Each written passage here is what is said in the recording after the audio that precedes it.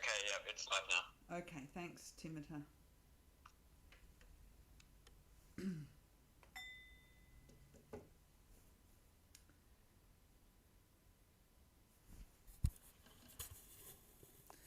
So, welcome, friends, and thanks for bearing with us tonight. Tonight, I'm going to talk about the third noble truth. Namo tassa bhagavato arahato samma sambuddhassa. Namo tassa bhagavato arahato samma sambuddhassa. Namo tassa bhagavato arahato samma sambuddhassa. Homage to the blessed, noble and perfectly self-awakened one. Homage to the blessed, noble and perfectly self-awakened one. Homage to the blessed, noble and perfectly self-awakened one.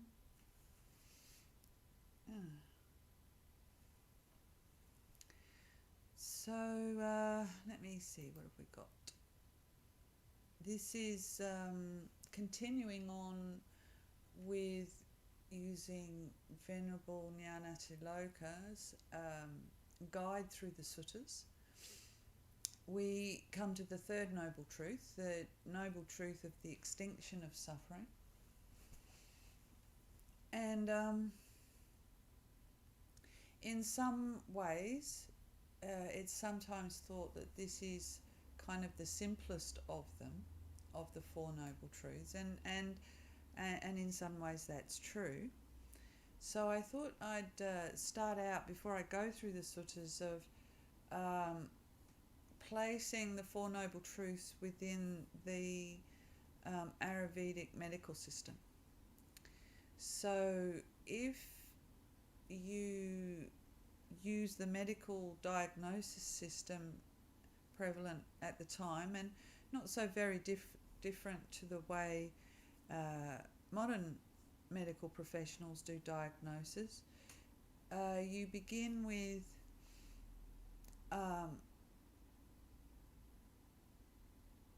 a statement of what the problem is, investigation into the cause of the problem, the cause of the disease, and an attempt to understand the disease. So, for example, with COVID, we begin, the scientists, the research scientists begin with trying to understand the disease. The demographic scientists try and understand how it moves. And we begin with trying to understand the problem. From understanding the problem, we can then move to the second stage, which is pinpointing the cause of the problem.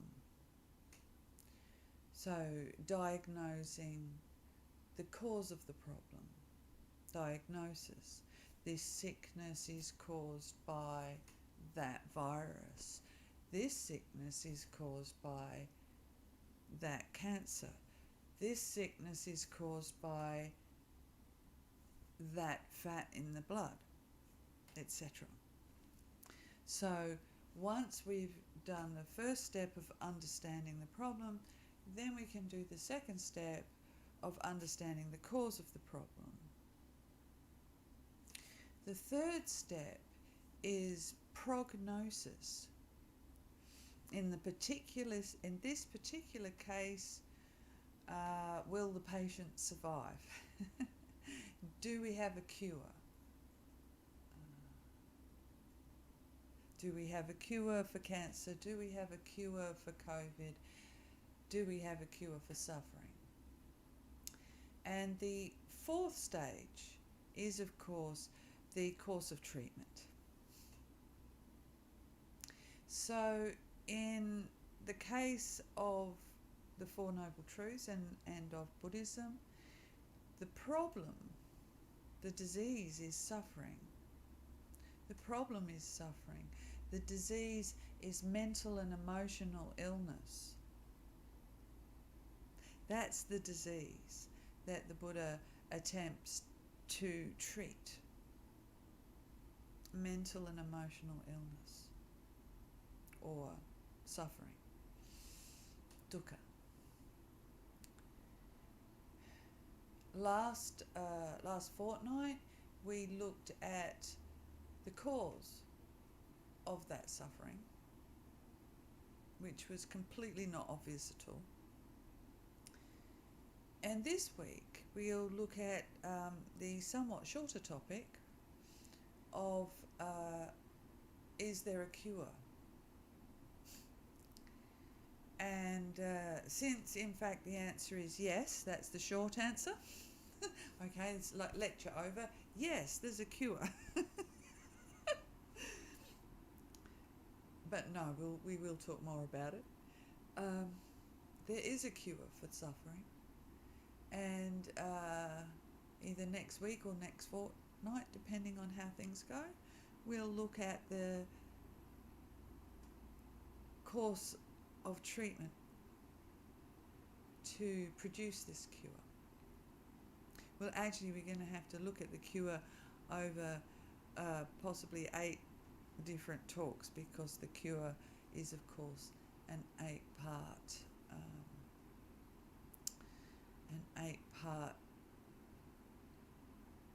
project, lifestyle, really.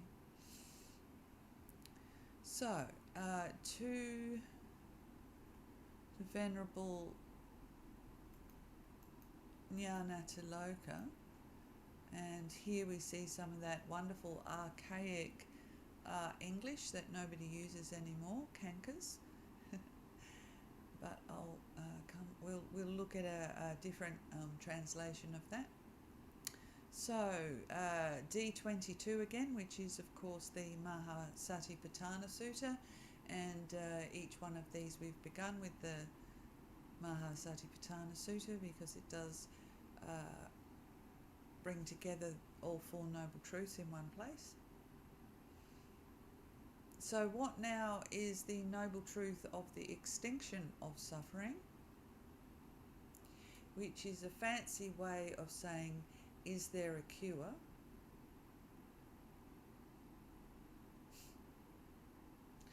And what is this cure?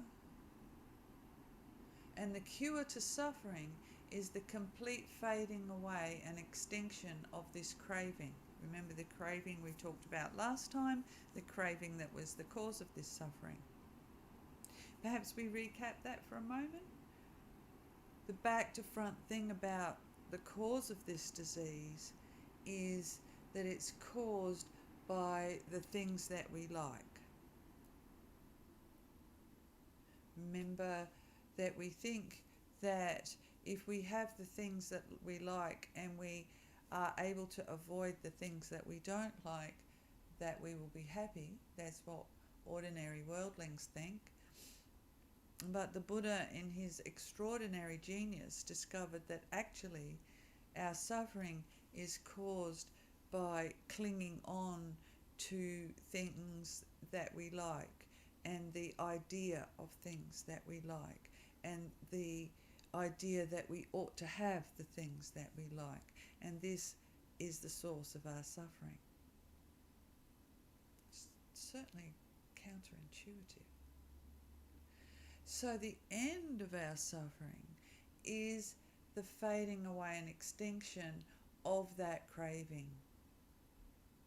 What was the craving? Craving for sense pleasure, craving for pleasure, craving for existence, and craving for non-existence. And I've heard lots of fancy explanations for the craving of non-existence, which are probably much more technically correct than my understanding. But the way I understand not craving for non-existence is when we want that painful feeling to stop being there. We want that painful life to stop being there. We want that painful memory of that painful experience to achieve non-existence, to stop having happened.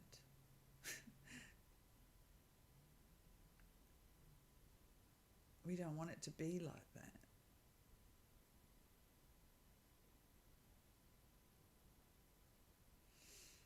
In terms of in this moment. There's probably a lot of error in that, but I still understand it that way. So the complete fading away and extinction of this craving, its forsaking and abandonment, liberation and detachment from it. But where may this craving vanish? Where may it be extinguished?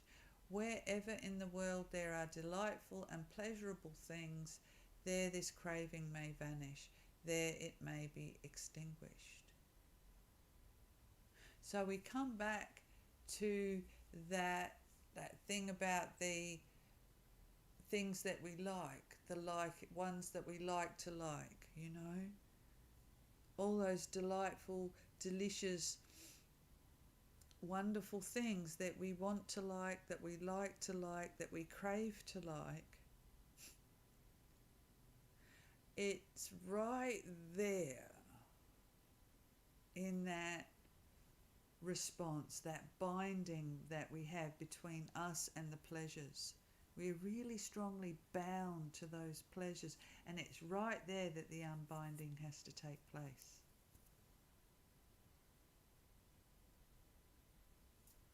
Wherever in the world there are delightful and pleasurable things, right there this craving may vanish, there it may be extinguished. You can't extinguish the craving for pleasurable things in some other place, in some other interaction, in some other dynamic. In the dynamic between you and unpleasurable things. That's not the thing you have to give up. Well, maybe the part of that dynamic between us and the unpleasurable things is the craving for it to be pleasurable instead of unpleasurable.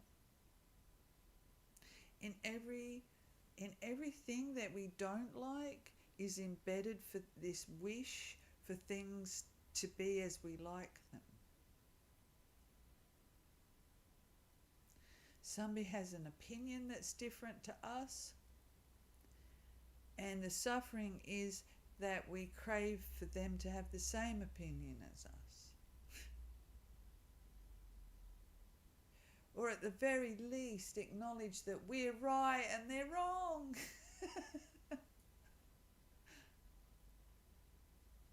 And right there, if we let go of that craving to have our opinion be right and their opinion be wrong, right there we let go of the suffering. And right there we don't suffer when people have a different opinion to us. Even people that should have the same opinion as us, like our relatives, offspring, parents, cousins, etc. Our friends. How dare our friends have different opinion to us? That's a betrayal. No, it's not a betrayal, it's just a different opinion. People don't have to have the same opinion as you. That's just one thing, right? That back doesn't have to stop hurting. That co-worker doesn't have to stop being annoying. And our suffering is in craving for it to be in some other way. And the end of suffering comes from abandoning that craving for delightful and pleasant things. So let's have a look at a slightly different translation. Where's DN? Where have I got that? I'm sure I've got it somewhere. I had all my suttas all set up, and then I had to reboot. But due to the brilliance of Sutta Central, it's really easy to get the right one up from a different one up. You just have to change the bar at the top.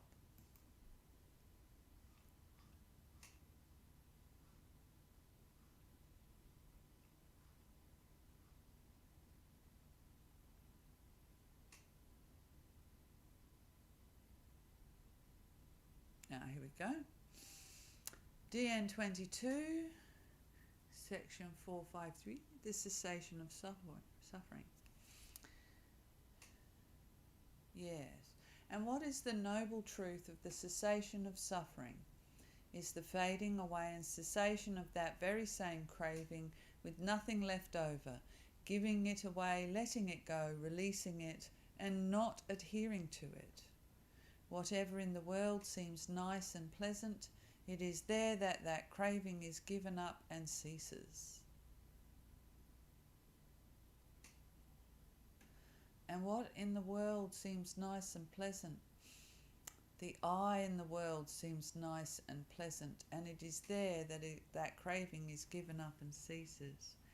Consideration regarding thoughts in the world seem nice and pleasant, and it is there that that craving is given up and ceases. This is called the noble truth of the cessation of suffering.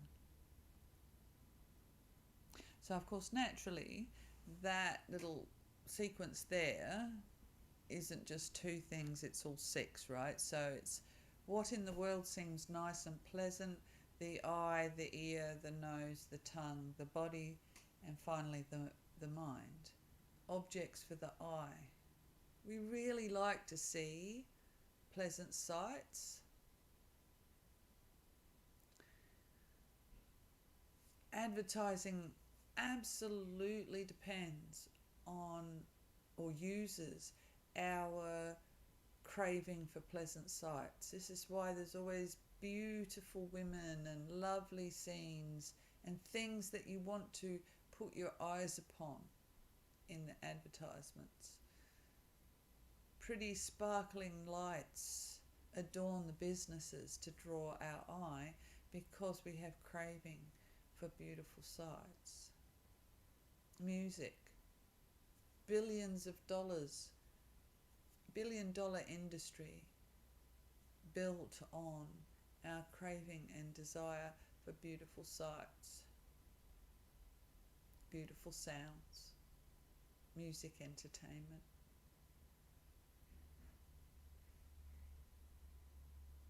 High-end restauranting is built on our craving and desire for beautiful tastes. Not that there's anything wrong with these things, but these are the kinds of beautiful feelings that we all crave, and we all run after them. And it is there, it is in that very craving that our suffering begins. And letting go of the craving for a pleasant feeling. Like, how do you let go of the craving for the pleasant feeling of the lovely food?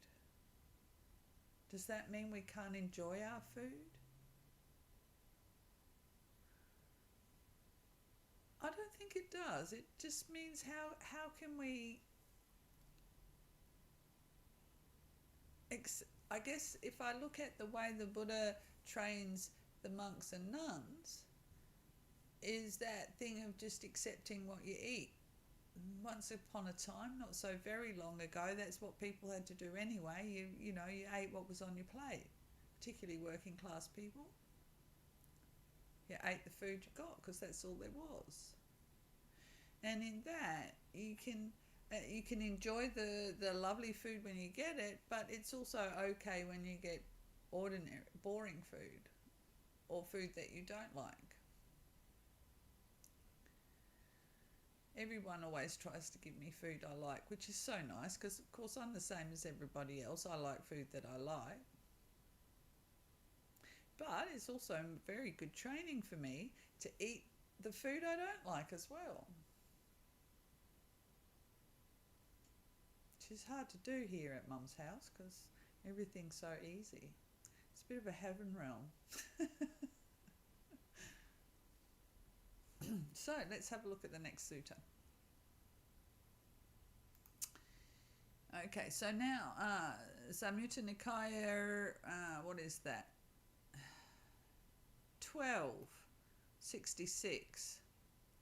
Be it in the past, present, or future, whosoever of the monks or nuns regards the delightful and pleasurable things in the world as impermanent, miserable, and without a self, as diseases and cankers, it is he who overcomes craving. Now there's one of those words, cankers, that I've heard called Buddhist hybrid English, which means that you would never see that word outside of a Buddhist text. So its use as an English word these days is kind of totally limited. It's a very old-fashioned word. And remember, this particular version was translated in 1947, so we will have to forgive it. Translated from the German, and the German was written in 1906.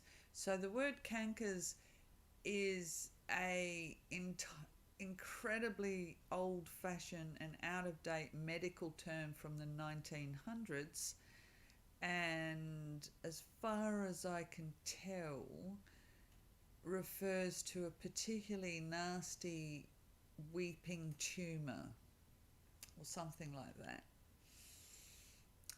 Clearly no one would like to have an erupting weeping tumour. So canker is quite a strong word. Let's see what we get in the modern translations for this one. 1266.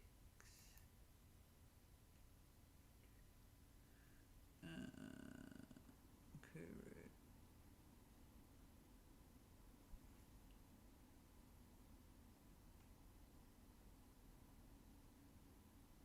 Here we go.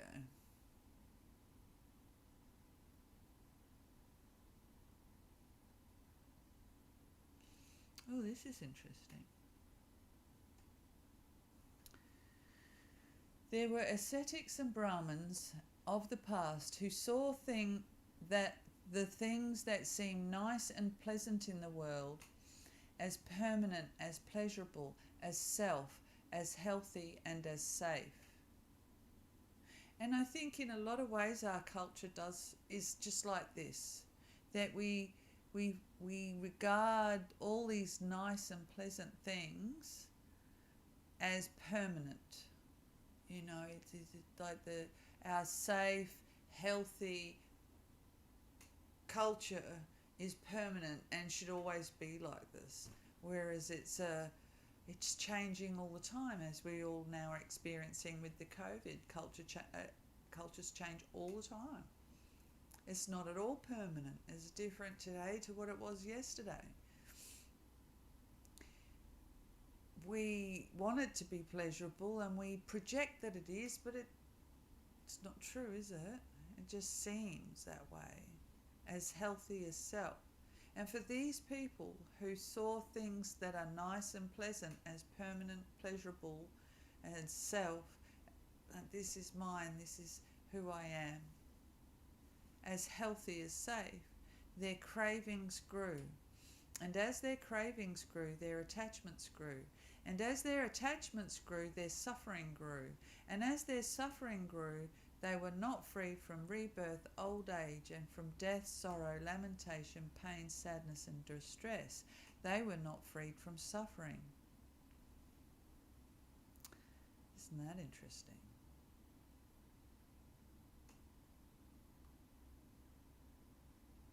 Now, where's that bit?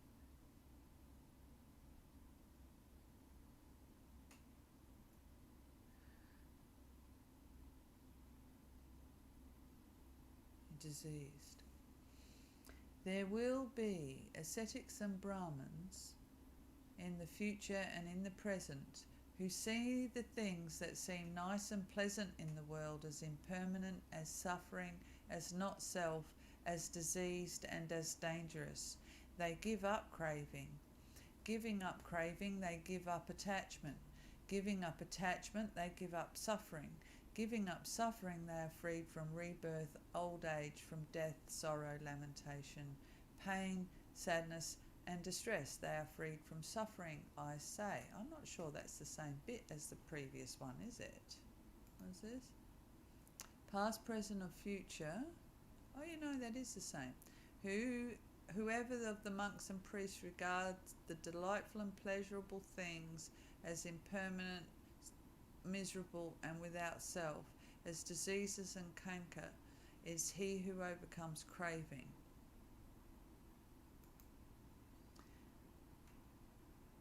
The ascetics and Brahmins in the present, or future, present and future, probably past, present, and future, who see the things that seem nice and pleasant in the world as impermanent, as suffering, as not self, as diseased. Oh, that's what he's got instead of cankers.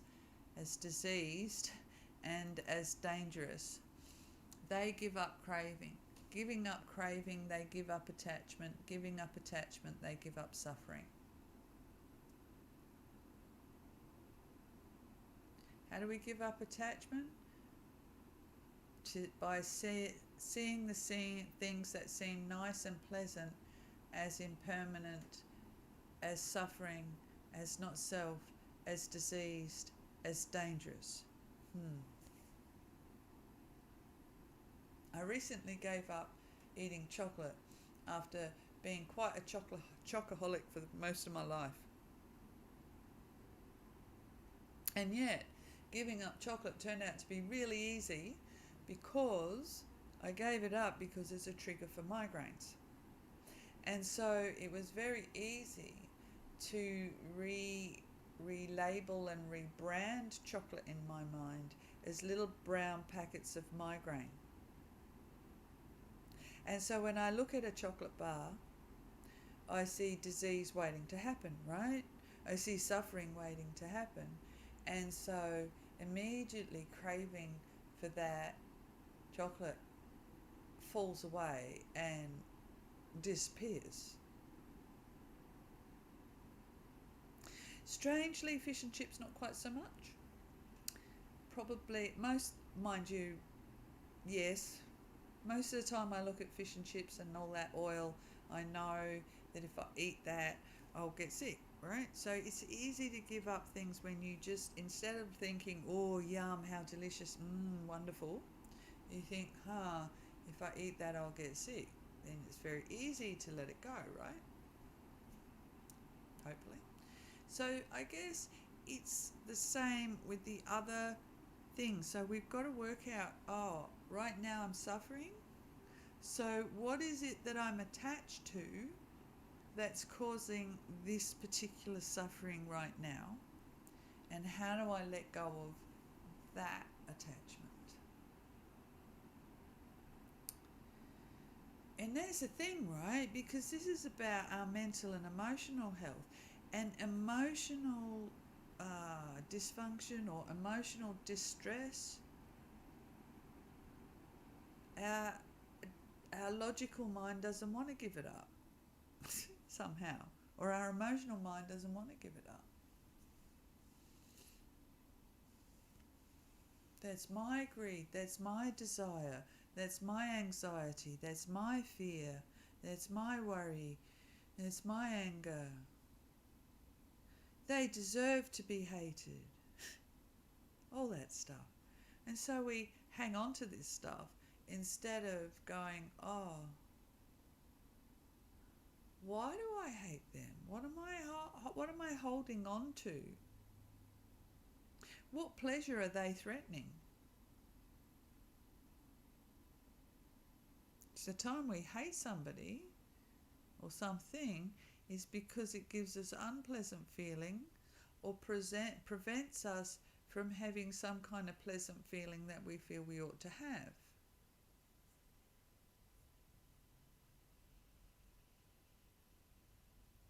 and we don't like our pleasant feeling being taken away or prevented,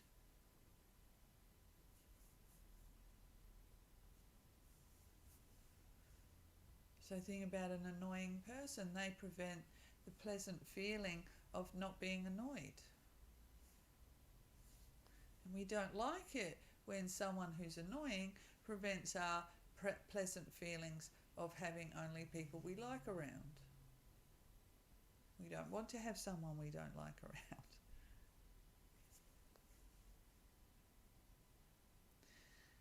But if I let go of craving for pleasant feelings from every person I meet, it's okay if you don't give me pleasant feelings. It's okay if I don't like you. It's okay if, in fact, that I have unpleasant feelings when I engage with you. That's okay. It doesn't matter. I can still be kind and I can still be compassionate. And as I let go of that demand to have pleasant feelings from this interaction, the suffering goes away too.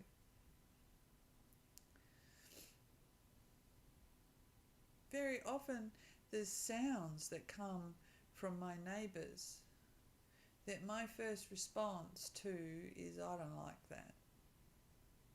I don't like that sound.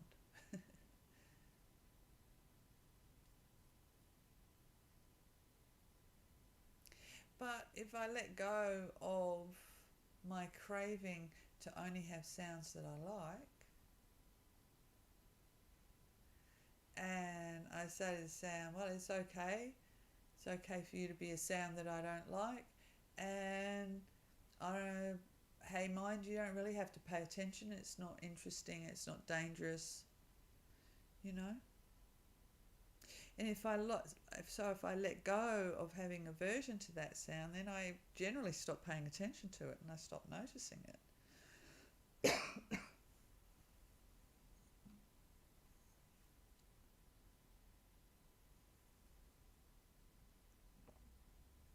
Well, we started late tonight.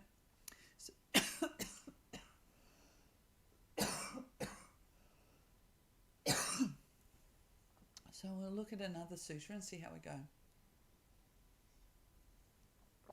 But I don't want to go too late. So it'll be another short one today. So the next one we were going to look at, I think, was SM43, End of Suffering. So here we get this contact again.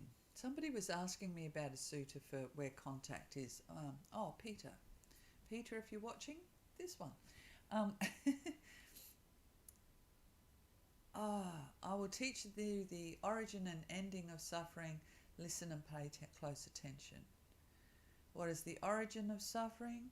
I consciousness arises dependent on I and sights. The meeting of three is contact. Contact is a condition for feeling. Feeling is a condition for craving. This is the origin of suffering. So we went through that.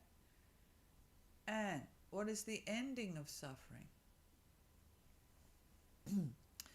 I consciousness arises dependent on the I and sights. The meeting of the three is contact. Contact is a condition for feeling. Feeling is a condition for craving. When that craving fades away and ceases with nothing left over, grasping ceases. When grasping ceases, continued existence ceases. When continued existence ceases, rebirth ceases. When rebirth ceases, old age and death, sorrow, lamentation, pain, sadness and distress cease. And that is how this entire mass of suffering ceases. This is the end of suffering. So let's unpack that one a little bit and we'll come down for mind, okay?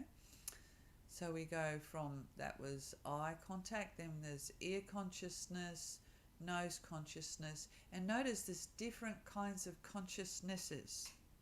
So in terms of the sutta, the word consciousness isn't used in terms of for concepts and thinking. consciousness is used as a particular and specific term for that knowing that it arises when eye contact happens, is eye consciousness. So when the light hits the eye and the mind knows that the light has hit the eye, that eye consciousness is seeing, or seeing is this contact event.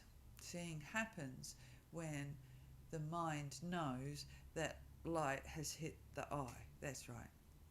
Seeing happens when the mind knows that the light has hit the eye, and so that is eye consciousness. Hearing happens when the mind that knows hearing knows that sound has hit the ear. The aspect of the mind that knows flavours is tongue consciousness, and that aspect of the mind knows flavours when a flavonoid touches the tongue. And the mind that knows that the mind has been contacted. Yes? So this is yet another kind of consciousness, the mind that knows that a thought has occurred, the mind that knows that an emotion is present, the mind that knows that a state of mind is present, such as love or kindness. So mind consciousness, the knowing that the mind knowing the mind, body consciousness, the mind knowing the body. So mind consciousness arises dependent on the mind and thoughts. The meeting of the three is contact. Contact is a condition for feeling. Feeling is a condition for craving. So clearly that sequence happens. But then we let go of that craving at the point of feeling. So we can't prevent contact and feeling arising, but we can be mindful enough that that's as far as it goes, and we don't then feed that craving cycle with more and more craving. We allow the craving to fade away as early in the cycle as we can. And the earliest is immediately subsequent to the arising of feeling.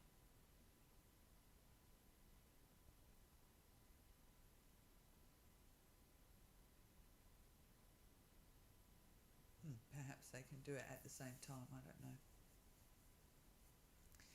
know. Letting go of that craving for feeling, for pleasant feeling. It's this craving that has to fade away and ceases with nothing left over. And then we get part of the dependent origination sequence continuing on there.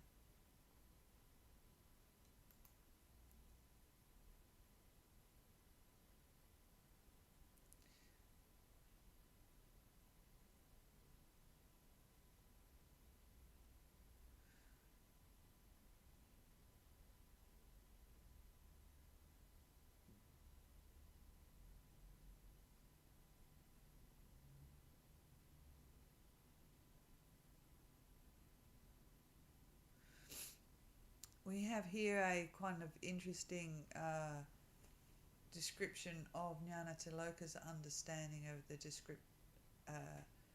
dependent extinction of all phenomena. And so just as dependent origination talks about how phenomena originate, arise and come into being, dependent extinction describes how phenomena that exist can fade away and cease, end, stop, no longer process, no longer proceed as a process, but stop, peter out.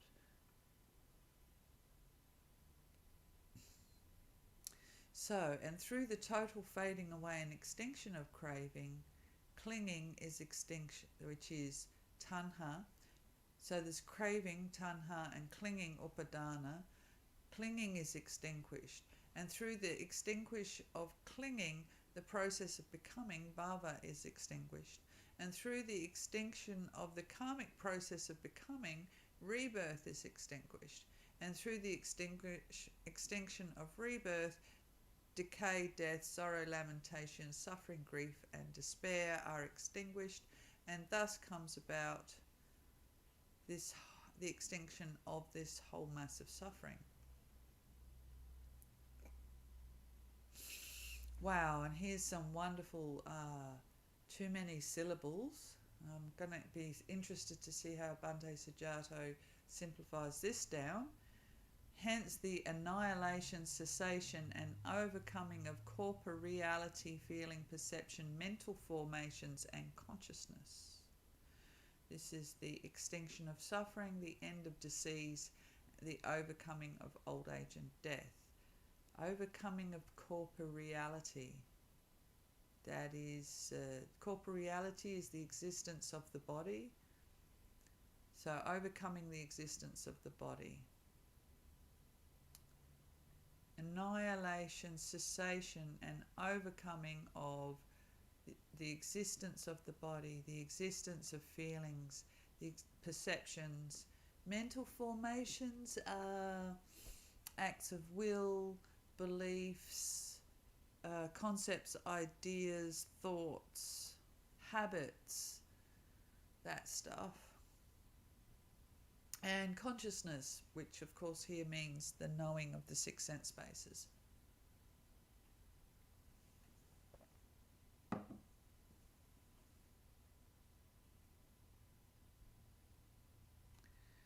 I won't read through Nyanatiloka's description here. It's very nice, but not really my style. You can read that one yourself. Okay. Number 2230. Did I get that one? XXII 30. Oh, I put 12, not 22.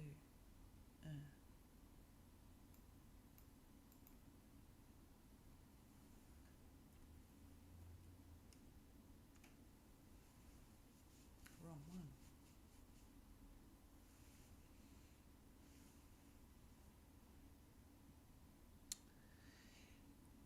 Ah, yes. This is another way the Buddha seems to be like completely opposite to all the other religions and sort of what's normal for people. Even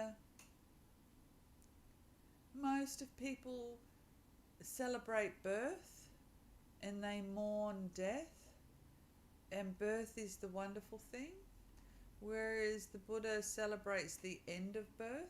It's not exactly celebrating death, but it is the celebrating that you won't get born again. Everybody else seems to want to get to heaven and strive towards a perceived immortality that somehow they don't have now. But the Dhamma says we're already immortal, going from body to body, and that's actually part of the problem. And we seek to be freed from this cycle of body after body.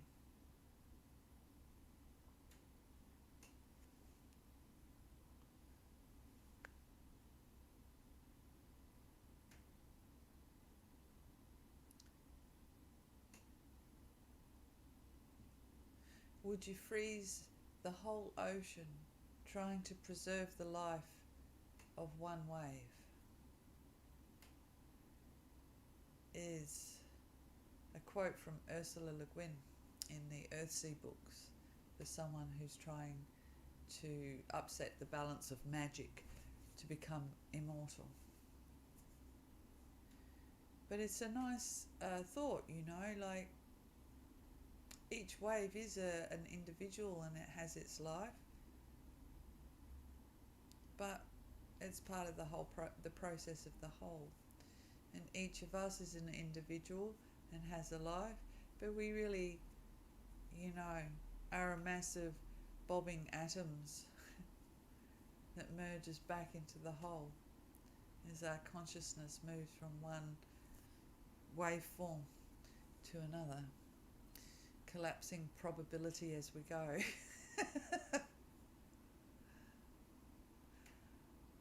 In a way, this quantum physics of collapsing waveform, you think, well, consciousness wishes to manifest a matter, and we collapse the probability waveform into the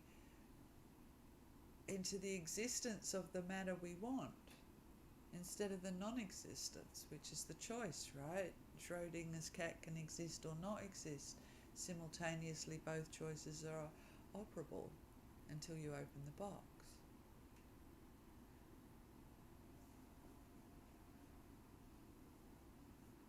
Perhaps there's another choice.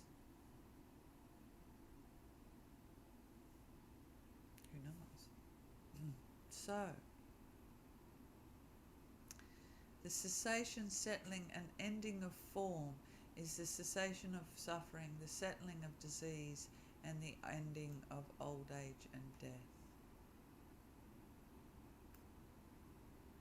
It seems like a weird thing to strive for, to end form.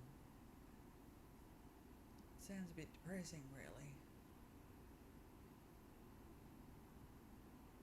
But perhaps this constraining ourselves to the single identity of I is in fact a fetter and a prison, and maybe consciousness can be bigger than that and not have to be constrained to a single I. What is the Nibbana consciousness? Freed from the fetters of the body, freed from the fetters of rebirth into a new body.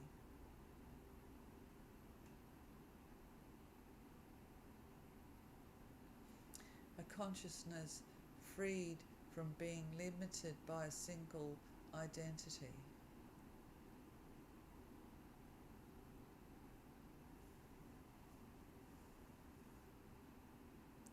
Well, I think, how are we going with Word of the Buddha?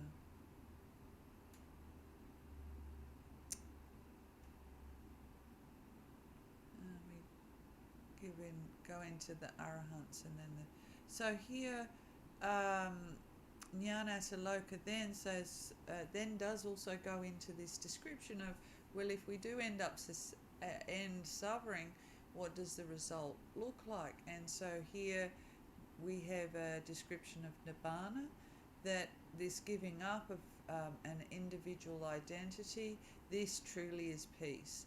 This is the highest, namely the end of all karma formations, the forsaking of every substratum of rebirth, the fading away of craving, detachment, extinction, Nibbana. And this is a lovely quote. For those who don't want to end